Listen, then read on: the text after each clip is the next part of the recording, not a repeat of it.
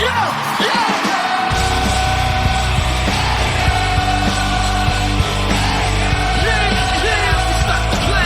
Steelers by the lake, wouldn't wait to say.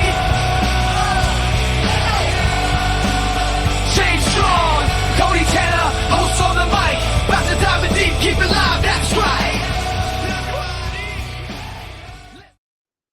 Welcome to the Steelers by the Lake podcast. My name is James Strong, joined once again by my co-host Cody Tanner. Cody, how are you on this chilly June Sunday morning? It is a chilly morning, James. I put a friend of the podcast, a friend of mine, just got a boat yesterday. We just put it in the water yesterday, and man, was it chilly. Whew. So excited for summer to be around the corner, but we're just not quite there, it feels like. But I'm doing well, James. How are you? I'm doing well now. I'll tell you what, last night when I went to bed, it was a normal temperature in the house. I woke up and it was 61. Yep. And I said, well, that's a little bit chilly to go into the basement and record a podcast. I better turn the heat back on. Kind of a discouraging thing to do on June 1st. Yep. But I love wearing Steelers hoodies. So there's always a positive to it. You just got to find it, you know? That is fair. That is fair. We're always finding the positive here. Speaking of the positive, James, we positively have a good relationship with one local bar. Absolutely, we do. Supporters of Steelers by the Lake podcast include the Edinburgh Hotel Bar, located at 100 Meadville Street in downtown Edinburgh, offering daily lunch and dinner specials from 11 a.m. to 2 a.m. For more information, call 814-734-5103 or visit edinburghhotelbar.com. Yeah. We do love the Edinburgh Hotel Bar. I will be there soon, hopefully, for some football games once football starts kicking off again. Very excited. Football season's right around the corner. Let's talk about some Steelers news, some things about the players and stuff like that. And then, James, we're going to share the first of a few 53-man roster predictions, and we're starting with yours. That is correct. You point it yourself. But first, let's talk Broderick, baby. Broderick Jones drops 20 pounds. Yeah. This offseason. Yeah, in an interview, people were saying over and over he looked a lot leaner, a lot more fit. What he said is that this is a strategy to not have to lose weight during training camp. He said his normal thing is he comes in at the weight that he would play at. He kind of gains weight as the season goes along and then attempts to maintain his weight at a reasonable level. He said it's much easier to come in at a lighter weight and then just naturally gain weight as the season goes along. So don't expect him to play at 305 pounds, but the reporting is that he looks incredible at 305 pounds, very lean, moving very well, and lots of good signs. Also, a lot of what you're hearing right now is coming from the voluntary OTAs that are going on right now, which stands for organized team activities. Voluntary being key. You don't have to be there, and a few guys have opted out of coming, including TJ Watt, but that's the norm for a guy who's hoping for a contract extension. A lot of these other guys have been not there one day, showing up the next day, and that's the normal, being that this is not a required event. Yeah, I'm not worried about that. I'm not worried about it per se, but I am worried in general just about him. I want to get him re-signed. I know that there's a lot of things going on behind the scenes, but yeah, we're definitely excited, definitely looking forward to hopefully getting him re-signed for a long-term deal. And then there's all the drama with Aaron Rodgers not being there. If he wants to be there, why isn't he there? There's a lot of stuff going on at Steelers camp. So it is what it is, but we will figure it out sooner or later. Yeah, so on the topic of players at training camp and what's going on, the next one was one that's kind of exciting. We've got some guys coming back from injury last season that either missed the whole season due to injury or a very large portion of last season. One of this guys being linebacker Cole Holcomb. Mm-hmm. And Cole Holcomb, let me tell you what, looks like he's in the kind of shape where he could go compete in some bodybuilding stuff. And it looks like you got a picture to pull up here. If you're not on our YouTube, you should be watching these shows on YouTube. I'll tell you what, looks absolutely incredible, down to the striations in his shoulders. So Cole is in peak physical condition. And that's just an added bonus to this room that you're already expecting Patrick Queen. You're expecting kind of a step up from Peyton Wilson. They went and got Malik Harrison from the Ravens, who was a real plus to their run defense. And here you have Cole Holcomb coming back, who was supposed to be the future of the middle linebacker core and looked like he was going to be that before blowing his knee out 2 years ago. So Cole's 100%. And I stamped it and tagged you on it.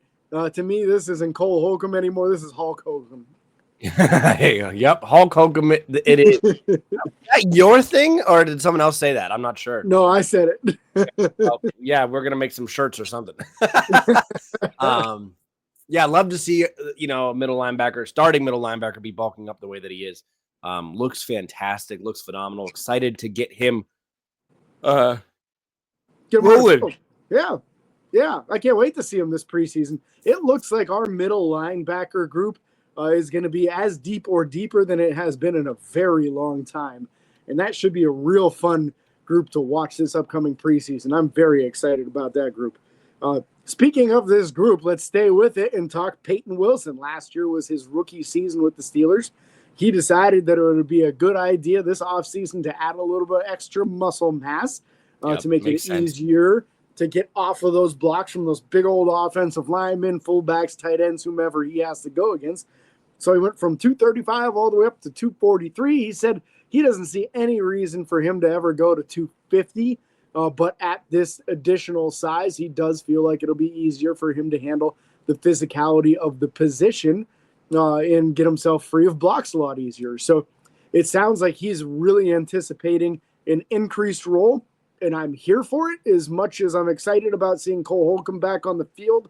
The thought of this highly athletic, really talented young middle linebacker who could be the guy that takes the torch from Patrick Queen, man, I want to see him on the field as much as possible, and I love the fact that he added a little muscle. Yeah, very excited to see just the middle linebacker crew coming together. We've talked a lot about the path that crew has been on since the miss with Devin Bush, the injury with Ryan Shazier, the constant desire for those tough-nosed Steelers middle linebackers that we all know of. Every Super Bowl team has literally two middle linebackers on those teams that you can remember and talk about that were big playmakers. Either most of them big hitters. Most of that stuff was big hitters from those middle linebackers. But was very excited to see Jack Lambert and Jack Ham days back in the day, and James Ferrier was roaming the middle for the Steelers during the other two Super Bowls, and Larry Foote was Foote on both of those teams or just one of those teams? I think he was on only one. I think the other one was it Timmons at the beginning of Timmons' career on the second one. I feel like that's what it was. Yeah, I'm pretty sure. And so, yeah, very, very interesting. I'll have to check. I'm curious. I'll look into that while we're talking about stuff. But speaking of Peyton Wilson, let's also talk about Roman Wilson. Roman Wilson out here turning heads at camp. When you process the fact that Pittsburgh just traded away George Pickens, arguably the best receiver they've had since AB, and then obviously now they have DK. It raised a big question mark of like, why? What was the point? And then we talked about the drama, the behind the scenes, the late to practice, the late to games even. And so it made sense in that aspect. But also, you got to remember Roman Wilson, just like Calvin Austin 2 years ago, Roman Wilson drafted last year, didn't play at all. He's basically another rookie on the team that we get to now experience hit the start of his career. And so Roman Wilson, making a potential argument for him being the number 2 wide receiver. Going to be very, very, very exciting this preseason to see what he can do. Yeah, very explosive, very quick in and out of his breaks. That's one thing that I noticed in any of the footage I've seen from OTAs is that he's real crisp with the route running and known for his speed. And the one thing that maybe I'm even more excited about than all of these awesome attributes for a receiver is the motto that he had at Michigan and that these Michigan wide receivers had, which was no block, no rock. If you don't block for your running backs, they're not throwing you the ball on passing downs. So he gets it. He understands the mentality. And it's like the entire wide receiver core in moving on from Deontay Johnson and moving on from George Pickens has moved on from I don't feel like run blocking on this play, so I'm just not going to do it. Like, I don't think we're going to see that ever again. That's not the way DK Metcalf rolls. DK Metcalf absolutely annihilates people as a run blocker. That's one of the reasons Robert Woods was brought in, is because he's a good run blocker. That's the mentality we now have with Roman Wilson. In Calvin Austin, there's just only so much you can expect, but boy, does he try. He's just a real small fry, man. He's like 165, 170 pounds soaking wet. And that's why I feel like it's going to be very difficult for him to ever be a number 2 receiver, because he just doesn't have the size to block. He tries. People just throw him around because he's so tiny, man. No, I'm right there with you. I'm really hoping that he can put on some weight and figure those things out. And we were talking about you're talking about the second Super Bowl, right? Against Correct. the Cardinals, which would have been 2009. No. I probably have a terrible towel behind me that has it on there. Yep, 2009. Is it 2009? It was 2009 for sure. That year we lost to the Packers. February 1st, 2009 is what you're looking for. So it was the 2008. Okay, here we go. So that team, middle linebacker. Nope, it was still Larry Foote then too. Oh wow, Larry got both those years. Yep. Was Timmons on the team yet? Are you looking at a roster? I am looking at a roster, and I look at Timmons was number 56. No, excuse me. No, that would have been Woodley. Woodley was on the team of that first one, obviously, or last one. Timmons not even on the team. Timmons was on the team that lost to the Packers. Well, they were the same draft class, so he would have been on the team. I just don't know where they. Oh, he is. He is. Excuse me. You're right. He is. Yeah, he was the first round pick, and Woodley was the second round pick that year. Yep, he was 15th overall in 2007. Yeah. Okay, so he was definitely on that team. I feel like he started probably just for whatever reason. They had Larry Foote as the starting linebacker for that. Yeah, I think that's probably for the whole team. So the starters of the last time Pittsburgh won a Super Bowl, in case we want to relive just for a brief moment. Bennett quarterback, Willie Parker at running back, Santonio Holmes and Hines Ward at wide receiver, Heath Miller and Matt Spaeth at tight end, Max going offensive line left to right, Max Starks, Chris Kumawate, Justin Hartwig, Darnell Stapleton, right guard. It was his rookie year. Willie Colon at right tackle. And then the defense, this defense is just crazy. Yeah. Aaron Smith, Casey Hampton, Brett Kiesel at the defensive line. Linebackers were Lamar Woodley, James Ferrier, Larry Foote, James Harrison. And then the secondary was Ike Taylor, Bryant McFadden at corner, and Troy Polamalu and Ryan Clark at safeties. Yeah. Great. I'll tell you what, our safety duos for those Super Bowl wins, you had Polamalu and Ryan Clark the one year, and in the previous one it was Polamalu and Chris Hope.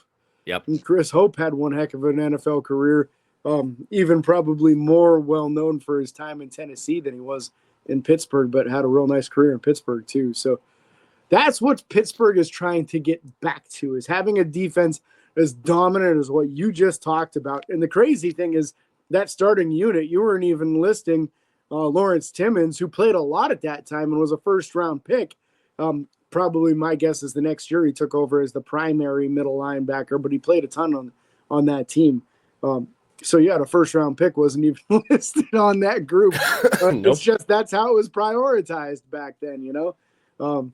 But an incredible group, no doubt about that. Speaking of guys that could have played on any kind of Super Bowl team like that, in my opinion, Darnell Washington. Lots of word going on around Darnell Washington right now, including Mark Caboli reporting that he is looking quicker, faster, and more nimble. Cody, your take on that? My take is he's been that way the entire time. We should have been using him this entire time. And like the fact that we have a 6'7", 6'8" tight end on the team that we've thrown to less than 10 times probably that I can count is kind of ridiculous, kind of crazy. I talked about this with my cousin recently.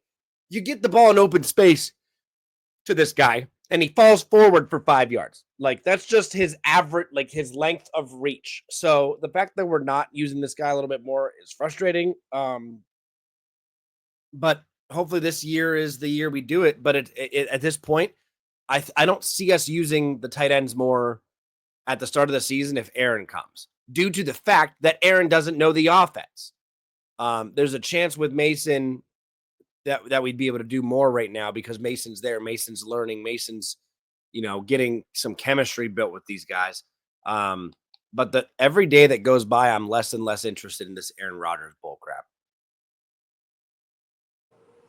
Sorry, somebody showed up at the neighbor's house, so the dog's absolutely lost his mind. I had to mute for a minute. Yeah, I'm with you on that. I feel like he needs to be used more in the offense. It sounds kind of like there is a little bit of a push within those four walls there to get a little more production out of the tight end room. And I don't know how much more you're going to squeeze out of Pat Freiermuth. He's fully capable of doing more if you give him more opportunities. But I feel like Darnell Washington is also, and just didn't get a ton of opportunities last year.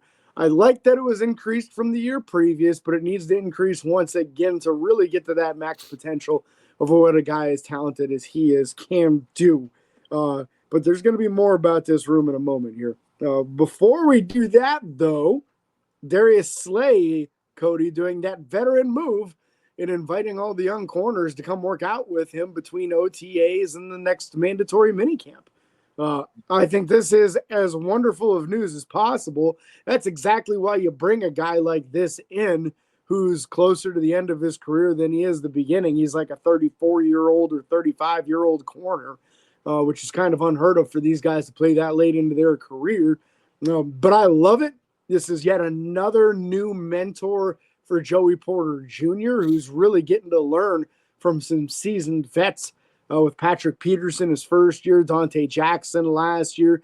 Now he gets to learn from Darius Slay. And hopefully a little bit of that rubs off and maybe even on some of these young guys in the room too. Because now this cornerback room outside of Darius Slay is just loaded with young guys. Yep. Yeah, it's going to be very, very, very exciting. I'm happy that he did that. That is a veteran move. It's also just a good person move, man. There's a lot of veterans in the league that don't do that kind of stuff, that don't care. They're there to make a paycheck. They make their paycheck. They go home. A lot of them can still be very strict for themselves. They do the work. They put in the work. They're veterans and still in the league for a reason. But some of these guys are just team players, and it seems like Darius Slay is that kind of guy. So I love to hear that. Love to see it. Mm-hmm. Darius Slay obviously being that cornerback that came from the Philadelphia Eagles. Now, real quick, we're going to talk about something, James, I didn't preface about because I'm curious to get your take on it. Yeah. Speaking of the Eagles, in a recent interview, Kenny Pickett was quoted talking about his time at the Philadelphia Eagles and said it was nice to see how it's supposed to be run from the top down, and not just on Sundays. Clearly taking a shot at Mike Tomlin and the Pittsburgh Steelers. What's your take on that? What are your thoughts? I think, to me, this is much more so a shot at the lack of ability from the offensive coordinator he had to deal with than it is at Mike Tomlin. Because, what do you really expect him to say? He went from a Steelers team that has struggled to find any success at all in the playoffs to a team that is drafting guys a year or two before they even need them, and at most positions 2 to 3 deep. So I don't see how anyone could really argue with what he said, because the front office at Philadelphia is running things better than anybody else is in the league. And honestly, Pittsburgh's offensive coordinator during most of his tenure there was so bad that they fired him before his contract, was up, which they never do. He had to deal with 2 years, a year in however many months, a year in most of a season, of Matt Canada at offensive coordinator, which will probably go down as the worst offensive coordinator in Pittsburgh Steelers history. So bad that when running backs coach Eddie Faulkner took over for 3 games, there was a massive uptick in how things went offensively. So I think, honestly, it's hard to argue with Kenny on him saying that, but I think it's a much more damning thing for Matt Canada than it is Mike Tomlin. So that's kind of my take on it. But what about you, Cody? What's your opinion on all that? Oh, my opinion is I agreed for the most part. I don't think it was necessarily a direct shot at Mike Tomlin per se, but the Steelers organization as a whole. I do feel as though Pittsburgh is behind the times. Pittsburgh is behind on a lot of things. The quality of just the facilities. Even every year when they come out with those end of year things, it's very interesting to look at those. Pittsburgh probably has clearly probably in the bottom half of the league as far as quality of the facilities, quality of the certain training program, not programs, but Latrobe isn't anything special. It's just historic. It's just what we like to do, and it's fun. I don't think the Steelers have any crazy good facilities like other teams, newer teams in the league, as far as for training camp and after training camp, OTAs, all that kind of thing. So I think more than anything, it was probably organization in my mind. That's what I'm talking about, or what he's talking about, seeing how it's supposed to be run. Because he says from the top down. That in my mind, from the top down, obviously isn't talking about just the coordinator. I feel as though he's talking about the entire process, probably, of what they do to train to lead up to it. Because he even said not just on Sundays. So what they're doing throughout the week, whatever they're studying, whatever their specific position groups are going over, the time they spend together as a team. I'm sure there's something different, drastic between what Philadelphia was doing and what Pittsburgh was doing when he was with us. And I would be curious to know more. I don't think he'll ever indulge on that or, share more details unless privately with certain people. But I do think Pittsburgh's behind the times on a lot of things, and it's because we have such an old blue collar style front office. And then also Mike Tomlin's very old school. Mike Tomlin, coached under Tony Dungy, and Tony Dungy was very, very old school. We're going to come in, we're going to do the work. But it wasn't these fancy things of learning new tricks and trades and stuff like that. In my mind, Bill Cowher with his combination of Bruce Arians. I don't know if Bruce Arians was under him. I just feel like Bill Cowher was he? Okay. Yeah. I feel like Bill Cowher was a closer combination of old school and newer style things. I think he was more open to newer things than I think Mike Tomlin is. That's a personal thing. I don't know if there's any truth to that, to clarify. But just based on watching coaching styles and seeing how long it takes for us to make small changes throughout the season is a frustrating thing, but that's where that comes from. So either way, there's definitely something clearly going on. And like you said, that front office in Philadelphia is top notch and doing things the best in this league. So, and you can even point to just talent at the general manager position, right? Yep. Because for the last few years of Kevin Colbert's structure, his job at Pittsburgh, his talent evaluation wasn't what it used to be. He was missing over and over in the NFL draft, and that's the job of the general manager and the scouts to get that right. Now, the last couple of years with Omar Khan, I feel like Omar's really handling it. I feel like he's done an excellent job in the last two draft classes in getting those foundational pieces in that you absolutely have to build a competitive roster. He's got a good focus on the offensive line, the defensive line, the corners, the pass rushers. These are the most important pieces on an NFL roster. You can kind of luck out with the wide receivers in mid rounds and some, you can find some linebackers sometimes in some mid rounds, some safeties, and there's some pieces, running backs. Definitely. You don't have to do that in the first round to find a real good one. And he seems to be understanding these things. And I feel like he's prioritizing the right positions appropriately. Now it's all about getting these guys to second contracts and being able to start doing that Philadelphia thing of addressing a position of need a year before you need it, so that guy has been on the team, is familiar with the playbook, is familiar with what the guys around him are going to do in certain situations, and can just plug right in and not skip a beat. That's the next step of the process. But I think we've got a real strong foundation the last 2 years in this draft classes. Yep. I'm with you on that. You want to talk about these trade rumors? I've been avoiding trade rumors a lot this offseason here, but this one is a little bit stronger than normal and might have a little bit of legs to it. With the rumor going on that Pittsburgh has reached out to the Miami Dolphins about the availability of last year's Pro Bowl tight end Jonnu Smith. Yeah. I'm very interested in this. I'm interested in this, not interested in it, if that makes sense. I'm interested by the fact that they're talking about it. I'm not interested in trading for Jonnu Smith. I think that's dumb. We don't use the tight ends we have on the team right now. I understand that maybe it is because Arthur Smith is more familiar with this guy because he spent some time with him in Atlanta. But why? I don't.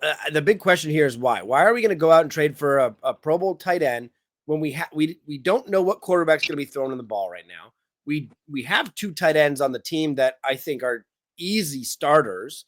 Did we not just draft or pull in another one? Like somebody else came in that could knock Connor Hayward off the team. So what's the point? That would be my question to Arthur Smith, to the front office. What is the point of this trade? What are we trying to do? Because we're going to give up draft capital, and we need that capital for next year. We're excited to potentially move up and get a different starting quarterback if Will Howard or whoever doesn't work out. I don't know. It's a big fat question mark in my mind with this move. Yeah, lots of questions for sure. There's no doubt about it. He's a 30-year-old tight end who's more of a receiving tight end than a blocking tight end.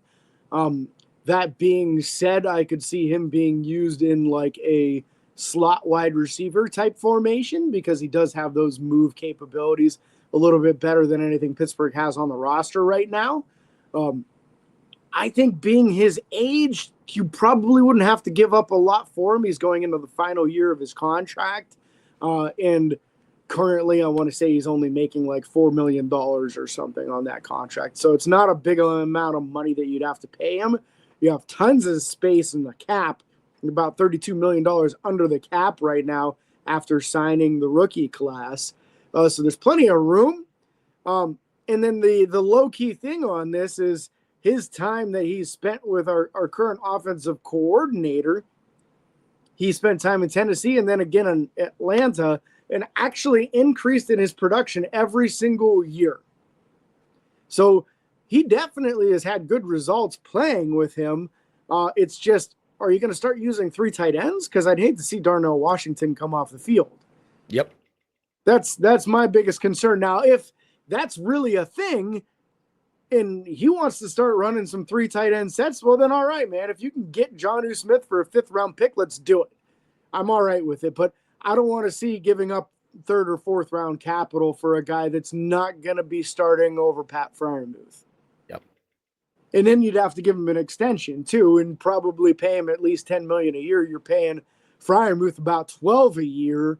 I can't imagine you're going to bring this guy in and pay him more than Freiermuth. Yeah, that'd be dumb.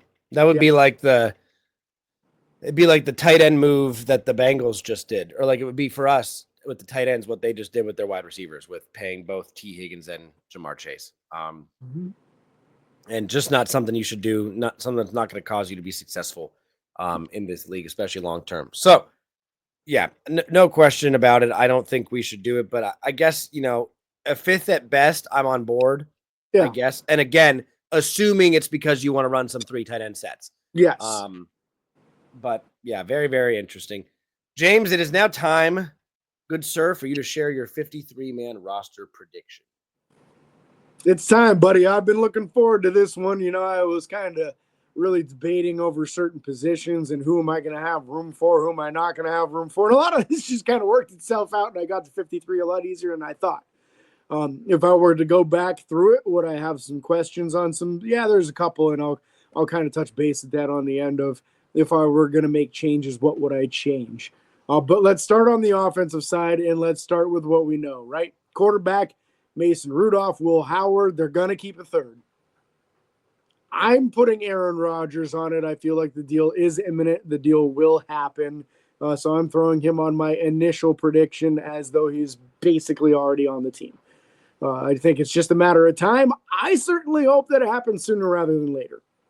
Moving on to the running back room, obviously Jalen Warren will be on the team. Obviously, Caleb Johnson, being a rookie third-round pick, will be on the team.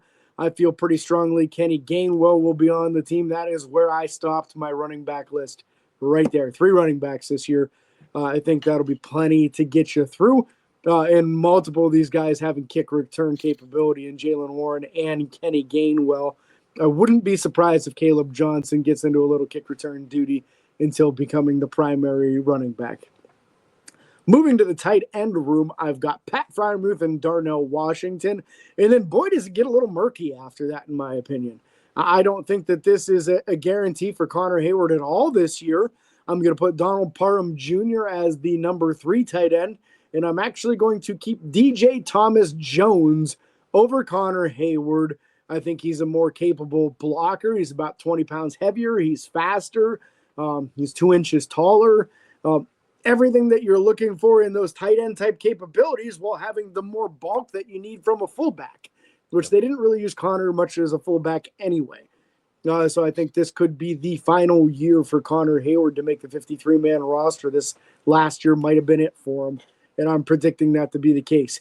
To the wide receiver room, obviously DK Metcalf, Roman Wilson, who we talked about a lot earlier in the show, Calvin Austin III, Robert Woods, I believe, is a lock for this team basically as well at this point after trading away George Pickens. And then I'm putting Ben Skoranek as my number 5. I'm also only keeping 5. I don't think you really need a 6th wide receiver when you're going to run a lot of 2 tight end sets. Just the way I look at it, you're probably going to run a ton of 2 wide receiver, 2 tight end, 1 running back, and not a whole lot of 3 wide receiver. And if you were, who are you going to keep that's really going to add to that room anyway as far as the wide receiver side of things? Yeah. So I wouldn't be surprised if they keep 2 or 3 wide receivers on the practice squad. I think that would be a good move. There's some young talent on this 90-man roster right now. I just don't see a way to put them on right now. To the offensive line room, your starting 5 as expected: Broderick Jones, Troy Fautanu, Isaac Seumalo, Mason McCormick, and Zach Frazier. Now backing them up, I'm keeping Calvin Anderson, the tackle. I'm keeping Spencer Anderson and Max Sharping, the backup guards, with Spencer Anderson having some flexibility to play tackle as well. And then Ryan McCollum, the backup center, who actually played pretty well last year and could probably play some guard. He's kind of a bigger center. So that's what I'm doing with offensive line, which does mean that I technically only have 1 backup offensive tackle, counting on Spencer Anderson to be able to fill in that role as well. There's somebody I would have kept if I would have kept another offensive lineman, and we'll go over that. Cam Hayward starting off my defensive side of things. That's 24 on the offense for me. So that's the math I was trying to do in my head. Yeah, we're at 24 on the offense. Cam Hayward, Keanu Benton, Derek Harmon, and the starting group for the defensive line. I'm keeping Daniel Okwale. I feel like they didn't pay him the money they did in the offseason for him to not even make the roster. Y.A. Black, I'm also going to pencil in. And then in my 6th position, I'm putting Isaiah Loudermilk in there, which would be over top of Dean Lowry, over top of Logan Lee. It's going to be a hell of a battle for that 6th spot if there's only 6 of them. And I'm giving the edge to Loudermilk based off of him being younger than Dean Lowry and more experienced than Logan Lee, and I think they'll lean into that just to have a little bit more experience in the room. Outside linebackers, TJ Watt and Alex Highsmith, obviously. Nick Herbig and Jack Sawyer, obviously. I had to cut it off right there, man. That's it. I only got 4 outside linebackers this year. There's only so many spots on a roster, man. And I would love to keep another one. Now I do feel Julius Welshoff will get that. He'll get that roster exemption. You'll be able to keep an extra guy on the practice squad beyond the normal 16 because of him being the international player. If he plays like he did in the preseason last year, it might be tough to keep him off the 53. But for right now, I'm keeping him off. Middle linebackers have got, of course, Patrick Queen, Peyton Wilson, Malik Harrison. You didn't pay him the money you did to just cut him in the offseason. Hulk Holcomb. And then I'm going to keep Carson Bruner also. So that would be the first year for Mark Robinson not making the team, in my opinion. But it's a numbers game, and I don't think you're going to keep 6 middle linebackers. I think 5 is kind of pushing it, but Carson Bruner really has a lot of upside as a special teams player, and I feel like that's going to help him make the team. Very nice. To the cornerback room, of course, Joey Porter Jr. and Darius Slay as your starting corners. I see Beanie Bishop probably winning that slot nickel position. Corey Trice, I feel, is darn near a lock. Brandon Eccles, who they brought in free agency right before Slay, I believe. Yep. And then I'm going to put the rookie Dante Kent as my number 6 corner. Ooh, I okay. think there's a lot of ability there, some slot capability, some kick return capability, some outside, some decent size, and some good speed. I think they need to start keeping some of these late round guys around to see if we can develop them. And Dante Kent is not a bad move, in my opinion, to try to develop him and see what we can do. We need to look forward to the 2026 season and who's going to be that number 2 corner. Right now, he might not be on the roster. You need to figure it out. You need to let some of these young guys play. Safety room. Final position other than the specialists. Minka Fitzpatrick and Deshaun Elliott are starting duo again, which has been our best starting duo in a long time. Juan Thornhill, the clear number 3 safety on this roster right now. Miles Killebrew, there's no way he's not making the team. He's been the special teams captain on the team for multiple seasons. And it seems like every other year he blocks 2 or 3 field goals or punts. Yeah. So I don't see how in the world you can't have him on the roster. Final spot on the roster, I'm keeping Sebastian Castro. The safety out of Iowa. So there's my undrafted guy to make the team. I guess a couple of them because I got DJ Thomas Jones making the team too. Yeah. So that would be 2 undrafted rookies making the team in my prediction here. The specialists, Chris Boswell, of course. Cameron Johnson, who I'm understanding is looking incredible in camp already. There was a lot of speculation last year he wouldn't even be ready to play this year. It sounds like not only is he ready, he's really booming the ball in practice. And then Christian Kuntz, I don't see him not winning the long snapper position. So went heavy on defense with 26 and 24 on offense. And going to be a few guys that I would love to keep, just not enough spots on the roster. I could see a 4th running back happening. I could see Gareth Warren, the undrafted offensive tackle that made it out of the tryouts. I could see him making the roster. He's one that I would have loved to have kept but couldn't. Logan Lee, I can see happening over Isaiah Loudermilk or as a 7th. And then at the outside linebacker room, man, I'd love to keep Jack or Julius Welshoff. I really would. And then the other wild card there is the Marvin Leal. People forget about the Marvin Leal. I don't have him on my roster here. I just didn't have room. Who was I going to keep off, Yep. It's going to be a very interesting year, I think, when it comes to roster cuts. I think we're going to be shocked. There's a chance yours could be perfect. Who knows? But I think that we're going to be surprised. Both of us are going to be surprised by some of the moves they make, just because that's typically what happens. And there's things that go on that we don't know about, or injuries, lingering injuries, whatever it is. Sure. And so it's going to be very interesting to see how they play this out. But I'm excited for preseason, man. I'm excited to see these guys in action, and that might enlighten us a little bit more and be able to see more things.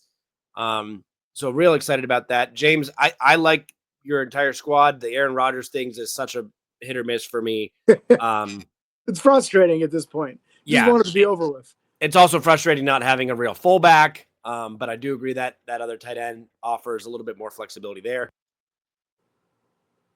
And so, thank you. But no, the offense, I like the 5 wide receivers is it makes sense, but I always want to keep a 6th one. I don't know why. Me too. It's like the same thing with the cornerback room, but you kept 6 there. And so that makes sense. And you're more likely to have 3 corners on a field at a time than wide receivers, especially if you're running 2 sets and processing that. And so I like the safety room, the middle linebacker, the linebacker depth in general at both outside and inside right now is kind of crazy to me. It is. It's freaky. And I'm knocking on wood right now because every time I feel like we're in this position, 3 of them go down on the first game with injuries. It's crazy. Yeah. It's odd to look at this and say we're going to keep third round pick, the Marvin Leal, off the roster.